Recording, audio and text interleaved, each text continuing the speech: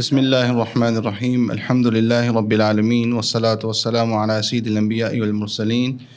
وعلی آلہ وصحبہ اجمعین اشہد ان لا الہ الا اللہ وحدہ لا شریک لہ واشہد ان محمدا عبدہ ورسولہ اما بعد۔ عزیز سامعین، شیخ الاسلام ابن تیمیہ رحمہ اللہ تعالیٰ کی اصول تفسیر میں لکھی گئی کتاب المقدمہ فی اصول تفسیر، اس میں جو ابحاث شیخ الاسلام نے تحریر فرمائی ہیں اسے ہم سن چکے، پڑھ چکے ہیں۔ جو تفسیر سمجھنے اور تفسیر کرنے کے جو طریقے شیخ الاسلام نے فرمائے، اس میں سے جیسا کہ شروع میں شیخ الاسلام ابن تیمیہ نے فرمایا کہ تفسیر کے اندر جو اختلاف پایا جائے اس کی تفصیل بیان فرمائی انہوں نے، اور پھر آخر میں ایک اختلاف کی نوعیت انہوں نے یہ فرمائی کہ تفسیر کے اندر ایک اختلاف منقول میں ہو سکتا ہے اور ایک اس منقول میں استدلال میں ہو سکتا ہے، اور اس کی تفصیل ہم پڑھ چکے ہیں۔ لیکن ایک اختلاف انہوں نے اس پر اشارہ فرمایا، تنبیہ فرمائی، وہ یہ بھی کہ کچھ لوگ ایسے بھی ہیں جو کہ قرآن مجید کی تفسیر محض لغوی لحاظ سے کرنے کی کوشش کرتے ہیں، اگرچہ یہ کافی نہیں ہے۔ یہ بات تو بالکل ٹھیک ہے کہ قرآن مجید کی تفسیر کرنے میں عربی زبان کے اندر مہارت ہونا اور عربی زبان سے اس کی تفسیر کرنا، یہ ایک اس کا تفسیر کرنے کا ایک طریقہ ہے، لیکن یہی سب کچھ نہیں ہے، کیونکہ کچھ تفسیریں ایسی بھی ہیں جس میں لغوی طور پر حل کرنا کافی نہیں۔ اس کی ایک مثال ہم پڑھ بھی چکے اور جان بھی چکے، جیسے کہ اگر کہا جائے کہ ایک مرتبہ رسول اللہ صلی اللہ علیہ وآلہ آلہ وسلم نے فرمایا، قرآن مجید کی ایک آیت تلاوت فرمائی کہ الذین آمنوا ولم یلبسوا ایمانہم بظلم اولئک لہم الامن وہم مہتدون۔ تو صحابہ کرام نے اس آیت کو سننے کے بعد یہ فرمایا تھا، اینا لم یظلم نفسہ یا رسول اللہ صلی اللہ علیہ وآلہ آلہ وسلم۔ اللہ کے رسول صلی اللہ علیہ وسلم قرآن مجید کی اس آیت کا مفہوم جاننے کے بعد کہ جنہوں نے جو ایمان لائے اور ظلم نہیں کیا، ایمان کے ساتھ ظلم کو خلط ملط نہیں کیا، تو وہ امن والے ہیں اور وہی ہدایت والے ہیں۔ تو ہم میں سے کون ہے جس نے ظلم نہ کیا ہو، یعنی بشری تقاضے کے تحت اس سے ظلم نہ ہوا ہو، چاہے وہ اپنے آپ پر ہو یا کسی اور پر ہو،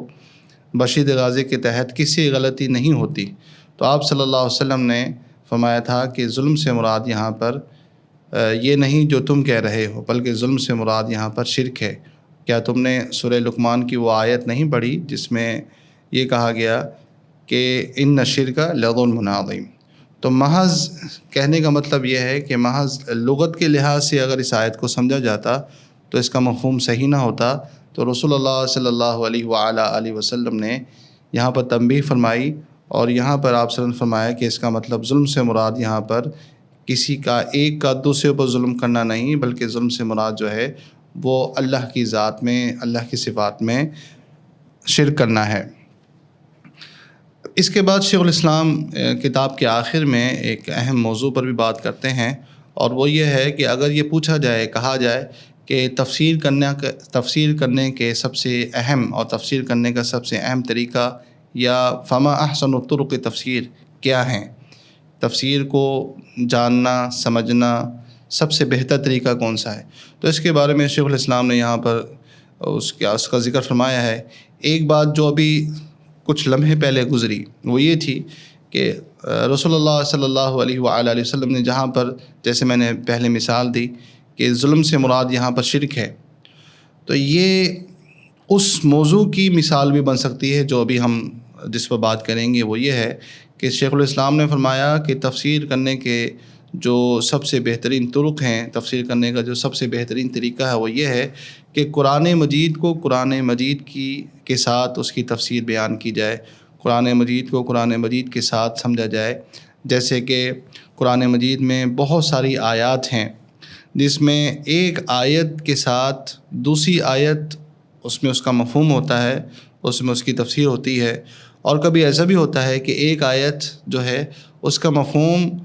کئی آیات کے بعد یا کسی دوسری صورت میں اس کا مفہوم موجود ہوتا ہے، یعنی توالی یا غیر متوالی جو ہے اس کا ذکر موجود ہو۔ جیسے کہ میں گزارش کر رہا تھا کہ ابھی تھوڑی دیر پہلے جو ہم نے قرآن مجید میں رسول اللہ صلی اللہ علیہ وآلہ وسلم نے آیت پڑھی، صحابہ کرام نے پوچھا اور آپ نے فرمایا کہ اس کا مطلب یہ نہیں، یہ بھی ایک مثال اس کی ہے کہ قرآن مجید کے ساتھ جو ہے اس کی تفسیر بیان فرمائی اللہ کے رسول صلی اللہ علیہ وآلہ وسلم نے۔ اور اس کی بہت ساری مثالیں ہیں،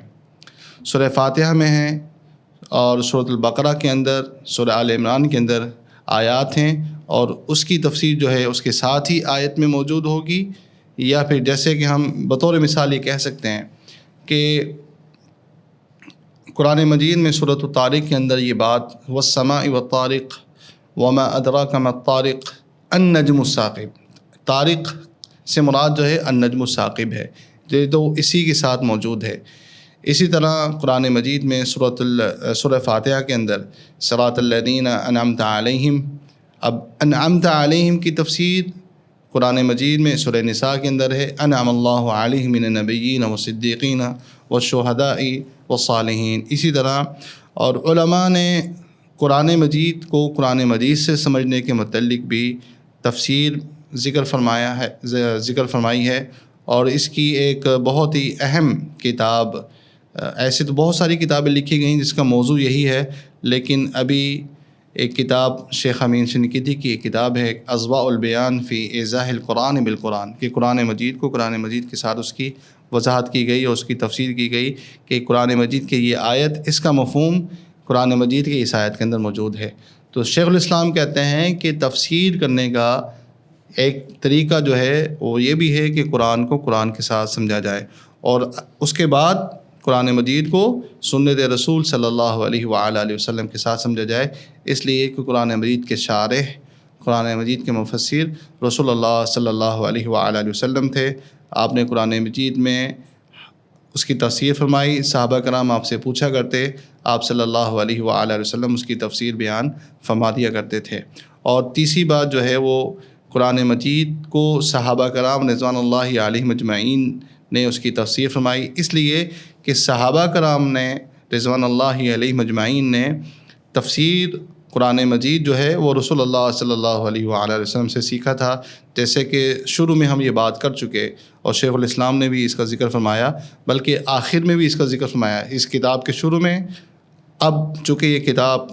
کا آخر حصہ چل رہا ہے، آخری موضوع ہے، اور اس کتاب کے آخر میں بھی شیخ الاسلام نے یہی بات فرمائی کہ صحابہ کرام فرمایا کرتے تھے کہ ہم اللہ کے رسول صلی اللہ علیہ وآلہ وسلم سے 10 آیات سیکھتے، سمجھتے، اس میں علم کیا ہے اور اس میں عمل کیا ہے، اس کے بعد ہم 10 آیات جو ہے مزید آگے بڑھتے۔ آپ نے اگر پہلی ہماری جو گفتگو ہوئی ہے، پہلی، دوسری یا تیسری ویڈیوز میں اگر آپ دیکھیں تو اس میں اس بات کا ذکر ہے کہ شیخ الاسلام فرماتے ہیں کہ یہی ایک وجہ ہے کہ صحابہ کرام جو تھے، کسی نے سورہ بقرہ کے بارے میں یہ بات آتی ہے کہ 2 سال یا 3 سال یا اس سے بھی زائد عرصے میں سورہ بقرہ سیکھی، اس کی وجہ، اس کا سبب بھی یہی تھا کہ پہلے 10 آیات کو سیکھتے رسول اللہ صلی اللہ علیہ وسلم سے، اور پھر علم بھی اور عمل بھی، اس کے بعد پھر اگلی 10 آیات کو آپ صلی اللہ علیہ وسلم سے سیکھا کرتے تھے۔ اس لیے قرآن مجید کی تفسیر، قرآن مجید کو قرآن مجید سے سمجھنے کے بعد اور قرآن مجید کو سنت رسول صلی اللہ علیہ وآلہ وسلم سے سمجھنے کے بعد، تفسیر کا ایک بہترین طریقہ اور تفسیر بیان کرنے والے وہ صحابہ کرام رضوان اللہ علیہم اجمعین تھے۔ عبداللہ بن مسعود رضی اللہ تعالیٰ عنہ فرمایا کرتے تھے کہ انہوں نے قسم اٹھا کر یہ بات کہی، جیسے کہ تفسیر طبری میں امام طبری نے اس کو ذکر بھی فرمایا ہے کہ اللہ کی قسم، میں جانتا ہوں کہ کون سی آیت فی من نزلت و این نزلت، کہ کس کے بارے میں نازل ہوئی اور کہاں نازل ہوئی، میں جانتا ہوں۔ اور اگر مجھے معلوم ہو کہ کسی کے پاس اس چیز کا علم ہے قرآن مجید کے بارے میں جو میں نہیں جانتا، اور وہاں تک پہنچنے کے لیے سفر ممکن ہو، تو میں ضرور وہاں پر پہنچوں اور اس سے بھی یہ علم حاصل کروں۔ اور دوسری بات یہ کہ عبداللہ بن عباس رضی اللہ تعالیٰ عنہ کے بارے میں رسول اللہ صلی اللہ علیہ وآلہ وسلم نے فرمایا کہ اللہم علمہ التأویل وفقہہ فی الدین۔ تو عبداللہ بن عباس رضی اللہ تعالیٰ عنہ کے بارے میں عبداللہ بن مسعود جو تھے، بلکہ وہ یہ کہا کرتے تھے کہ نعم ترجمان القرآن، کہ قرآن مجید کو بیان کرنے والے عبداللہ بن عباس رضی اللہ تعالیٰ عنہ. لیکن اس سے پہلے ایسا نہیں ہے کہ جو صحابہ کرام سینئر ترین صحابہ کرام یعنی کہ ابو بکر صدیق رضی اللہ تعالیٰ عنہ، عمر بن خطاب رضی اللہ تعالیٰ عنہ، عثمان غنی رضی اللہ تعالیٰ عنہ اور علی رضی اللہ تعالیٰ عنہ اور دیگر عشرہ مبشرہ، یہ بھی تفسیر کو جانتے تھے، یہ بھی تفسیر بتلایا کرتے، سکھایا کرتے تھے. اگرچہ ان سے تفسیری اقوال اتنے منقول نہیں ہیں، لیکن ان سے یہ خود تفسیر بیان فرماتے. اور صحابہ کرام جو عبداللہ بن عباس فرماتے ہیں کہ میں ان سے بھی سیکھا کرتا تھا، یعنی کہ بلکہ وہ ایک واقعہ بیان فرماتے ہیں کہ ایک مرتبہ سورہ تحریم کی ایک آیت کے بارے میں فرمایا، تو مجھے اس کے بارے میں جاننے کے لیے میں نے عمر بن خطاب رضی اللہ تعالیٰ عنہ کا ایک عرصے تک انتظار کیا، پھر مجھے موقع ملا تو میں نے ان سے سیکھا. تو وہ بھی تفسیر بیان فرماتے، ابو بکر صدیق بھی اور رضی اللہ تعالیٰ عنہ اور دیگر صحابہ کرام بھی. تو صحابہ کرام یہ ایک تیسرا اہم ترین طریقہ ہے تفسیر سیکھنے کا. اور چوتھا تابعین کا. تابعین اس لیے کہ کبار تابعین جیسے کہ مجاہد ہیں، اکرمہ ہیں، سعید بن جبیر ہیں، سعید بن المسیب ہیں اور دیگر تابعین جو ہیں، انہوں نے تفسیر کے بارے میں صحابہ کرام سے انہوں نے سیکھا. جبکہ مجاہد المکی رحمہ اللہ تعالیٰ کے بارے میں تو یہ بات جیسے کہ انہوں نے خود کہا کہ میں نے ابن عباس رضی اللہ تعالیٰ عنہ سے تفسیر سیکھی اور 2 مرتبہ میں نے قرآن مجید ان کے سامنے پڑھا. ہر آیت میں ان کو روکتا، ان سے پوچھتا اور پھر ہم آگے بڑھتے. تو ان کا تفسیر کے اندر بہت بڑا مقام تھا.